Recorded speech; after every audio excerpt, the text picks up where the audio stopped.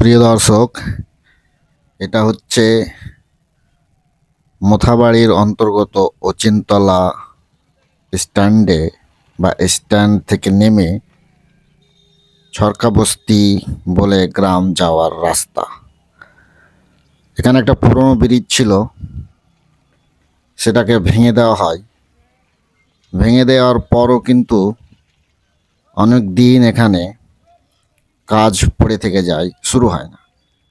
তারপর বেশ কয়েক মাস পর কাজ শুরু হয়। শুরু হওয়ার পর এই অবস্থায় পড়ে আছে।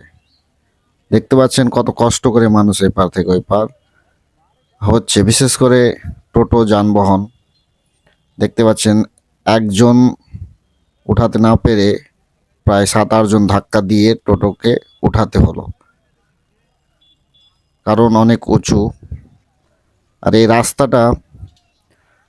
এই রাস্তা বর্তমানে যেটা চলাচল করা হচ্ছে সেটা নদীর নিচের অংশ, সেখানে মাটি ফেলে রাস্তা তৈরি করা হয়। এই যেটা নদী দেখতে পাচ্ছেন, এই নদী বাবলা মোথাবাড়ি হয়ে অচিনতলা হয়ে গঙ্গায় মিশেছে। ফারাক্কা যে গঙ্গা নদী সেখানে মিশেছে। এটা পাগলা নদী। পাগলা নদীর ছোট নদী বা শাখা প্রশাখা নদী বলতে পারেন, যেটা গিয়ে ফারাক্কা নদীতে মিলিত হয়েছে। এই যে দেখতে পাচ্ছেন কত রিক্সের সাথে ওঠানামা করছে গাড়ি, যানবাহন, বাইক। তো এখানে কাজ বন্ধ হয়ে গেছে। এই যে পিলার উঠিয়ে বন্ধ করে দেওয়া হয়েছে কাজ। প্রশাসন বা এখানকার আন্ডারে সাবিনা ইয়াসমিন যে মন্ত্রী রয়েছে, ওনার আন্ডারে রয়েছে। আর ওনার দৃষ্টি আকর্ষণ করছি যে দেখেন কত কি অবস্থায় রয়েছে কাজ।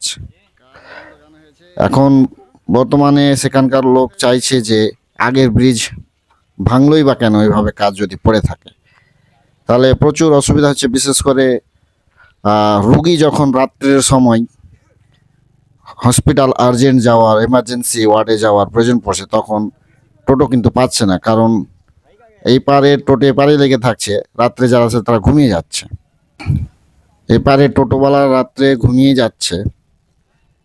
তাই একা তো টোটো ওই পার নিয়ে যাওয়া যাবে না, কারণ টোটো এত শক্তি বা ক্ষমতা নেই।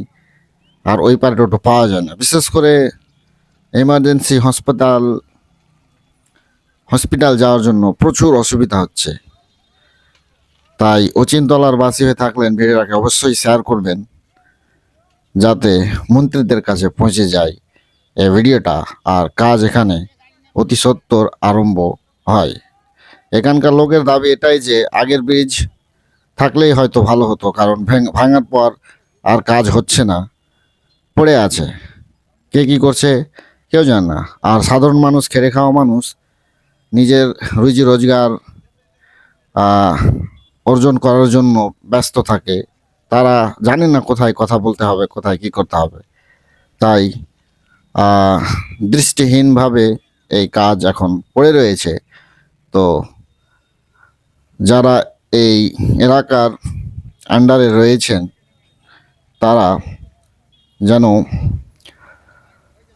কাজটা যাতে শুরু হয়ে যায় এরকম ব্যবস্থা করা হোক, যাতে মানুষের জীবনযাপন এখানকার স্বাভাবিক হয়, শান্তিতে এবং নিরাপদে এই পার থেকে ওই পার যেতে পারে।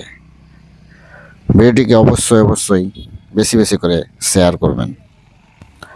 আর কথা হচ্ছে যে এখন তো এই যে মাটি ফেলে যে রাস্তাটা যাতায়াতের জন্য তৈরি করা হয়েছে, বৃষ্টির সময় আসলে কিন্তু জল ভরে পরিপূর্ণ হয়ে যাবে এবং রাস্তায় যে রাস্তাটা তৈরি দেখতে পাচ্ছেন যাতায়াত হচ্ছে, এটা একদম পুরো ডুবে যাবে জলে। যার জন্য বৃষ্টির সময় প্রচণ্ড অসুবিধার মধ্যে পড়বে এই এলাকাবাসীগণ। তো মাননীয় সাবিনা ইয়াসমিনের কাছে বিশেষ অনুরোধ যেন এই কাজের প্রতি বিশেষ দৃষ্টিপাত করেন, যাতে কাজটা শুরু হয়ে যায় এবং খুব কম সময়ের মধ্যেই যত তাড়াতাড়ি এই কাজটা সম্পূর্ণ হয়ে যায়।